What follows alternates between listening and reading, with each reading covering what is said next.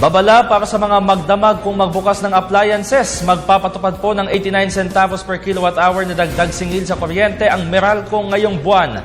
Kaugnay nito, nagdeklara na rin ng yellow alert ang Meralco dahil sa unti-unting pagnipis umano ng supply ng kuryente bunsod ng pag-shutdown ng ilang power plants ngayong tag-init. Gayunpaman, tiniyak naman ito na walang magaganap na brownout. Si Waywaya Macalma para sa detalye. Ngayong panahon ng tag-init, idineklara ng Manila Electric Company o Meralco ang yellow alert. Ibig sabihin ang supply ng kuryente ay ninipis sa mga susunod na araw.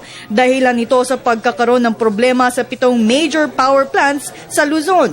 Martes ng umaga ay napansin na ng Meralco ang ilang planta na biglang bumabaksak ang supply ng kuryente at mismong ang National Grid Corporation of the Philippines ang nagkumpirma nito. Bukod pa ito sa ilang plantang nakaambang na mag-maintenance shutdown sa mga susunod na buwan. Demand situation natin mas mataas ngayong summer months. Yung supply naman medyo may konti tayong concern doon. The availability of supply. Although sa ngayon, bagamat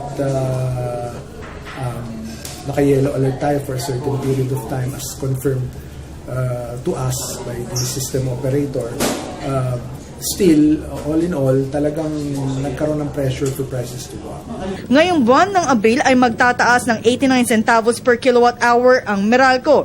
Sanhi ito ng pagtaas ng 69 centavos ng kanilang generation charge. Gayon din ang pagtaas ng pagkonsumo ng kuryente simula ngayong buwan. Yung increase ng generation charge ay dahilan sa supply condition natin. Medyo may issue tayo dun sa supply situation natin.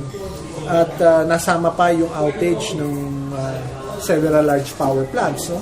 Kasama pa yan yung increase sa demand. So yung demand ng nagdaang March supply month tumaas ng 200 megawatts o siguro roughly to mga 10 malalaking mall.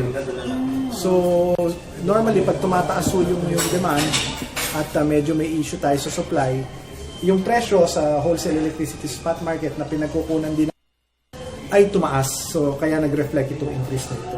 Ayon kay Zaldariaga, sa ngayon ay hindi pa sila magpapatupad ng rotational brownout. Kaya naman mismo ang Meralco na ang nanawagan sa mga kanilang mga consumers na magtipid ng kuryente ngayong tag-init. Lalo na't ang ilan ay nasa bakasyon ngayong summer season.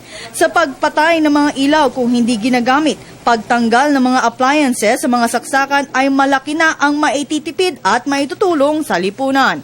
Para sa Telebisyon ng Bayan, Waywaya Macalma.